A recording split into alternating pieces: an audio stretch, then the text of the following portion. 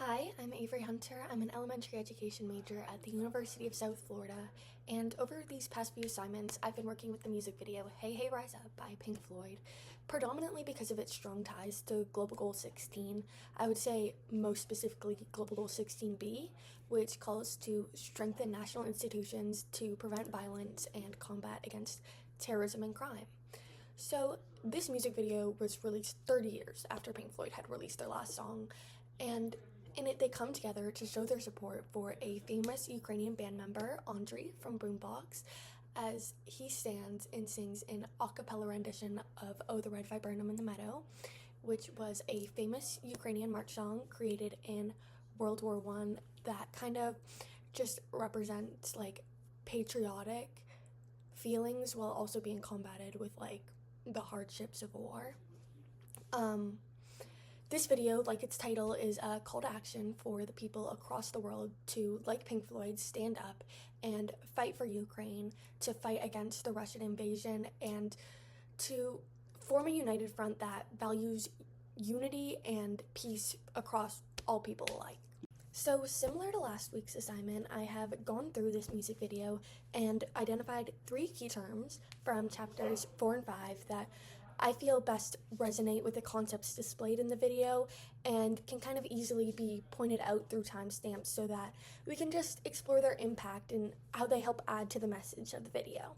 The first key term I wanted to talk about today is the social validation principle. This idea first appears in chapter 4 on page 104, and I would describe it as the idea that an individual will comply with another's request as long as they believe that there are also other individuals already complying with said request.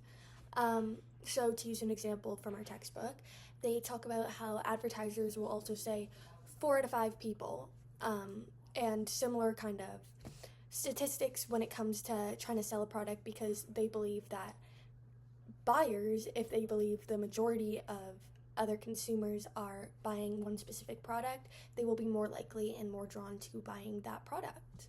Okay, so when applied to Hey Hey Rise Up, there are actually a few instances this principle shows up in the music video. The most obvious, of course, being the use of a famous and well-respected band, because at 45 seconds, yes, when Pink Floyd shows up and they join Andriy's acoustics, they're showing their support and also showing their fans. They're saying, hey, this is a cause worth supporting. Because, I mean, after all, who doesn't want to follow in the footsteps of their idol? It's a huge role in how the media influences how we think, and I feel like I'm really glad that they were using their platform to do something worth fighting for. And then another instance of this occurring is from 1 minute and 15 seconds to 2 minutes and 45 seconds. We are shown imagery of Ukrainians resisting, mourning, and enduring together. And this sort of invites a collective national effort that helps align with the right side of a clear in-group versus out-groups dynamic. And it engages viewers through moral necessity.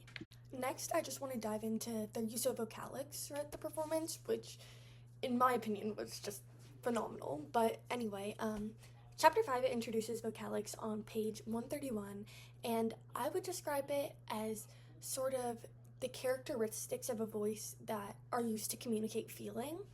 The textbook, however, exemplifies it as tones you would use to display that you're irritated, amused, bored, etc. And while there are many vocalic communicators throughout this video, one that has an uncontrollable hold of me is just Andriy's a cappella opening. The timestamps 25 seconds to 45 seconds, the in-between just, it displays the raw and slightly strained voice that Andriy has, but it's defiant nonetheless, and I would say his slight yet deliberate pauses really allow for listeners to kind of allow the message of what he's saying to sink in. I believe his passionate delivery was both a cry for national pride and pain. Even just the grit and tone in his voice communicate feelings of resistance and emotional fatigue to his audience. it's definitely safe to say that Ukrainian speakers and non-Ukrainian speakers alike will be able to understand the conviction of what he's saying just through his tone of voice despite any language barrier. The third and final key term I wanted to highlight today is kinesics, also known as the study of an individual's body language and movement.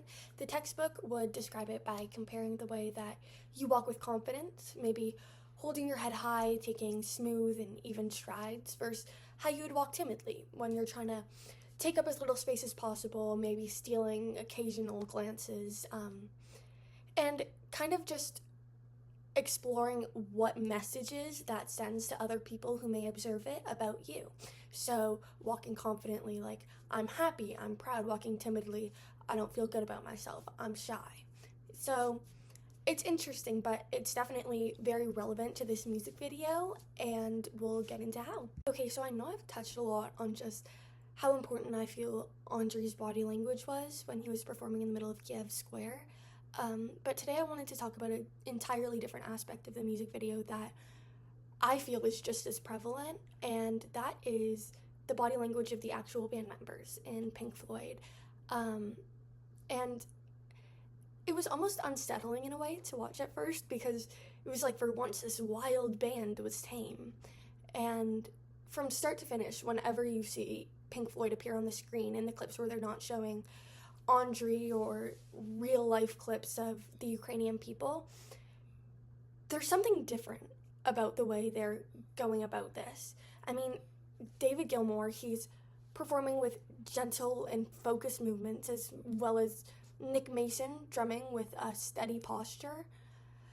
They're not performing because to them this isn't a performance, and I would say their body language emphasizes that fact. They're showing their audience that this isn't a performance, this is a tribute.